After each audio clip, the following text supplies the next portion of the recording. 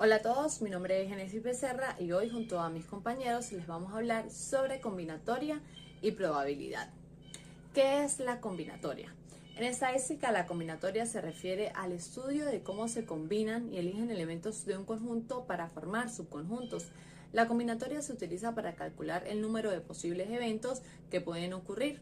Por ejemplo, al calcular el número de combinaciones posibles en un experimento de lanzamiento de dados. Técnicas de conteo. Entre estas encontramos la regla de la suma, la cual es un principio básico en teoría de la probabilidad que establece que si un evento puede ocurrir de dos maneras diferentes, A o B, entonces la probabilidad de que ocurra A o B es igual a la probabilidad de que ocurra A más la probabilidad de que ocurra B menos la probabilidad de que ocurran ambos eventos juntos, que serían A y B. Esto se expresa de la siguiente manera. La probabilidad de A o B es igual a la probabilidad de A más la probabilidad de B menos la probabilidad de A y B, donde P es la probabilidad de ocurrencia de un evento. Por ejemplo, si tenemos una caja que contiene 4 esferas rojas y 3 esferas azules y queremos calcular la probabilidad de sacar una esfera roja o una esfera azul, podemos aplicar la regla de la suma. En este caso, sería la probabilidad de sacar una esfera roja de la caja sería de 4 de 7, ya que 7 es el total de todas las esferas. La probabilidad de sacar una esfera azul es de 3 de 7. La probabilidad de sacar una esfera roja y una esfera azul al mismo tiempo es de 0, ya que una esfera no puede ser roja y azul al mismo tiempo, o al menos no en este caso. Entonces, aplicando la regla de la suma, tenemos que la probabilidad de la esfera roja o azul sería igual a la probabilidad de la esfera roja más la probabilidad de la esfera azul menos la probabilidad de la esfera roja y azul. Esto se escribiría de la siguiente manera. Nuevamente, la probabilidad de la esfera roja o azul va a ser igual a 4 séptimos más 3 séptimos menos 0. Entonces sería la probabilidad de la esfera roja o azul sería 7 de 7. ¿Esto qué significa? Que tendría una probabilidad de 1. Otras de las técnicas de conteo sería la regla de la multiplicación. La regla de la multiplicación en combinatoria se utiliza cuando queremos encontrar el número de formas en que dos eventos o tareas independientes pueden ocurrir de manera simultánea. La regla establece que si una tarea puede realizarse de m maneras, que sería una variable, diferentes, y otra tarea que puede hacerse de n maneras diferentes, que sería la otra variable, entonces ambas tareas pueden realizarse en m por n maneras diferentes en total. Por ejemplo, si hay 3 camisas diferentes y 4 pantalones diferentes y queremos saber cuántos conjuntos diferentes de una camisa y un pantalón pueden formarse, usamos la regla de la multiplicación. Hay 3 formas diferentes de elegir una camisa y 4 formas diferentes de elegir un pantalón. Por lo tanto, serían 3 por 4 igual a 12 conjuntos de combinaciones diferentes de una camisa y un pantalón que se pueden formar. Ahora vamos a hablar sobre los coeficientes binomiales. Los coeficientes binomiales son números que representan el número de formas en que se pueden seleccionar cada elemento de un conjunto de n elementos, sin tener en cuenta su orden. El coeficiente binomial se denota como n combinatoria k y se representa matemáticamente como combinatoria de nk, o también como n combinatoria de k. La fórmula para el coeficiente binomial es combinatoria de nk es igual al factorial de n entre el factorial de k por el factorial de n menos k, donde n pues representa el factorial de n y es decir, el producto de todos los enteros positivos menores o iguales a n. Un ejemplo del coeficiente binomial sería calcular el número de formas en que se pueden seleccionar 2 cartas de un mazo de 52 cartas. En este caso tenemos n, que es igual a 52 cartas en total, y queremos seleccionar a k, que va a ser igual a 2 cartas. Aplicando la fórmula del coeficiente binomial obtenemos la combinatoria de 52, 2 es igual al factorial de 52 entre el factorial de 2 por el factorial de 52 menos 2, donde nos daría que la combinatoria de 52, 2 sería 52, el factorial de 52 entre el factorial de 2 por el factorial de 50. Esto nos daría 52 por 51 entre 2 por 1 y nos daría un total de 1326. ¿Esto qué significa? Que hay 1326 formas diferentes en que se pueden seleccionar dos cartas de un mazo de 52 cartas. Aquí el coeficiente binomial nos da una manera eficiente de calcular el número de combinaciones posibles en situaciones donde se necesite seleccionar un subconjunto de elementos de un conjunto que es más grande. Los arreglos se refieren al orden en el que se disponen los elementos de un conjunto.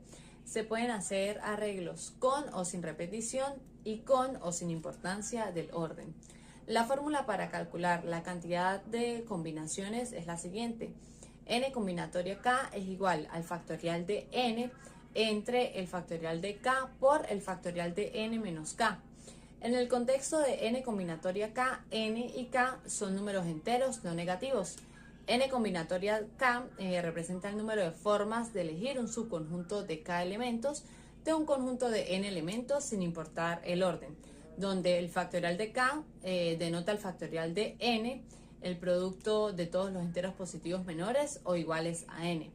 Por ejemplo, si tenemos un conjunto de 5 elementos A, B, C y D y queremos saber cuántas formas distintas podemos elegir un conjunto de 3 elementos, que serían 5 combinatoria 3 igual al factorial de 5 entre el factorial de 3 por el factorial de 5 menos 3. Esto sería igual al factorial de 5 entre el factorial de 3 y el factorial de 2, que esto pues me daría un resultado de 10. ¿Esto qué significa? Significa que hay 10 formas distintas de elegir un subconjunto de 3 elementos de un conjunto de 5 elementos. Buenos días, mi nombre es Elis Suárez y les vengo a hablar sobre las permutaciones. Estas se refieren a las distintas maneras de un conjunto donde el orden importa. Por ejemplo, en las generaciones de códigos y pines. Si un sistema de seguridad de un cajero genera un código de 4 dígitos usando dígitos del 1 al 9 sin repetir, el orden de esos dígitos es crucial. Por ejemplo, el código 1, 2, 3 y 4 es diferente al código 4, 3, 2, 1, donde el número de posibles códigos se calcula como 9 factorial dividido en 9 menos 4 factorial, donde su resultado es 3024. Seguimos con las combinaciones, que se refieren a las distintas maneras a las distintas formas de llevar los subconjuntos de elementos de un grupo mayor, donde el orden no importa. Por ejemplo, en el surtido de billetes, donde al cajero no le importa el orden de los billetes dispensados, sino en la denominación que usó para llegar al monto exacto. Si un cajero debe dar vueltos de 50 y tiene billetes de 20, 10 y 5, la combinación de estos billetes para llegar a 50 puede ser 2 billetes de 20 y uno de 10, un billete de 20 y 3 de 10, 10 billetes de 5 o puede ser un billete de 20, 2 de 10 y 2 de 5. Dependiendo de la combinación que use, no cambiará el monto de los vueltos que debe dar. Seguimos con las variaciones, que son similares a las permutaciones, pero pueden repetir los elementos. O sea, el orden importa, pero también hay repetición. Por ejemplo, en las contraseñas o pines. Un pin de una tarjeta de crédito o débito es un ejemplo que se puede dar. Por ejemplo, un pin de 4 dígitos usando dígitos del 0 al 9 es una variación con repetición donde el número de los elementos de posibilidades se calcula como 10 conjugación de 4, que nos da como resultado 10.000.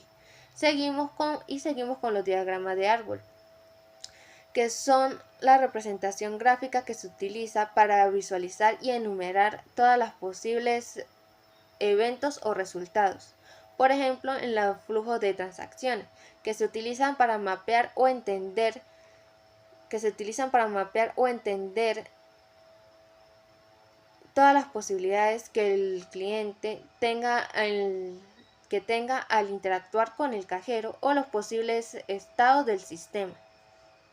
Comenzamos con la función factorial. Es el producto de todos los enteros positivos menores o iguales. En el ámbito de línea de caja, no es muy común que un cajero utilice esta conceptualización. Sin embargo, es fundamental para la optimización de recursos y el análisis y la seguridad de los datos. Luego seguimos con el experimento aleatorio. Es cualquier proceso o acción cuyo resultado no se puede predecir con certeza antes de que ocurra. En el ámbito de línea de caja lo podemos encontrar frecuentemente, ya sea para predecir la llegada de un cliente, cuánto va a ser el monto de la compra de los clientes o simplemente la cantidad de artículos que la persona vaya a comprar. Luego seguimos con el espacio muestral. Es el conjunto de todos los datos posibles dentro de los resultados del experimento aleatorio. En el ámbito de línea de caja se pueden utilizar como los diferentes tipos de pago de los clientes dependiendo de la opción también. El monto de la compra, la cantidad de artículos e incluso hasta la llegada de los clientes. Luego tenemos los eventos, que son el subconjunto de espacios muestrales, es decir, uno o más posibles resultados de un experimento aleatorio. Acá nos puede servir para experimentar el tipo de pago, los eventos posibles que puedan ocurrir, ya sea el experimento monto o compra de los clientes y la gestión de inventarios e incluso la evaluación y rendimiento de capacitación del cajero. Todas estas conceptualizaciones son de gran importancia, no solo en el ámbito de línea de caja, sino también para los gerentes y los analistas, para tomar decisiones asertivas y para poder determinar día a día cómo es el proceso en base a la mercadotecnia. Muy buenos días, compañeros del curso, profesor Freddy Ramírez. Continuando con el tema de la investigación, a mí me toca hablar acerca de la probabilidad, el cual es la valoración de la posibilidad de que un evento ocurra, asumiendo de que todos los resultados posibles son igualmente probables, el cual podemos nosotros sintetizarlo con la siguiente fórmula, de que la probabilidad de que ocurra un evento sería igual al número de resultados favorables entre el número total de resultados posibles. Continuando, sería ahora con base a los tipos de probabilidades, el cual en primer punto tenemos la probabilidad teórica, que se basa en la igualdad de posibilidades de resultados adecuada en escenarios con resultados equiprobables. En segundo punto podemos encontrar la probabilidad empírica, el cual se deriva de la observación y el registro de las frecuencias en prácticas o en experimentos. En tercer punto podemos encontrar las probabilidades subjetivas, que sería la opinión o juicio del personal sobre la probabilidad de un evento. Dicho esto, podemos poner un ejemplo claro con base a un promedio, una población de 100 clientes para hacer la adquisición de algún producto en específico, llámese harina, arroz, pasta, entre otros. Continuando con el ejemplo, sería de la siguiente manera. Supongamos de que cada 100 clientes, ¿sí?, compran 20, un solo producto, llámese entre harina, entre arroz, pasta, entre otros, el cual, para calcular la probabilidad, sería de la siguiente manera.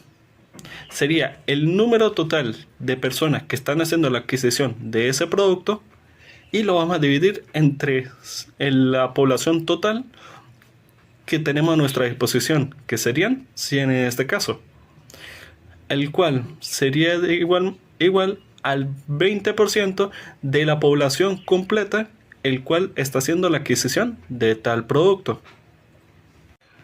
Muy bien, dicho esto, podemos continuar con el otro punto de la investigación, que sería la frecuencia relativa, que es la proporción de veces que ocurre un evento en relación en un total de observaciones, el cual podemos calcularlo de la siguiente manera, que sería la probabilidad de un evento sería igual el número de veces que ocurre ese evento entre el número de observaciones.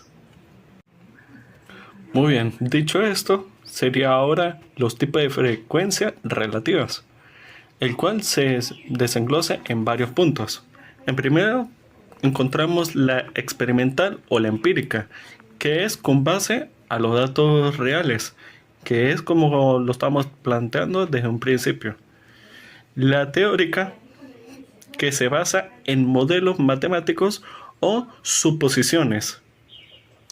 Por ejemplo, podemos tomar en cuenta un ejemplo con base al supermercado.